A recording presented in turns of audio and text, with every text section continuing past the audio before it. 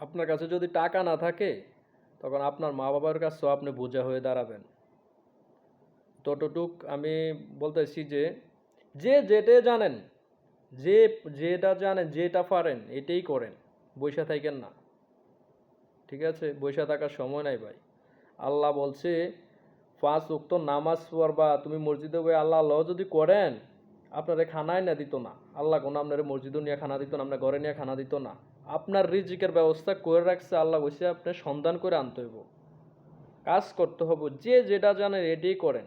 সফলতা আনতে হবে, চেষ্টা করতে থাকেন। সফলতা ছাড়া কোনো উপায় নেই, টাকা ছাড়া কোনো দামই নেই।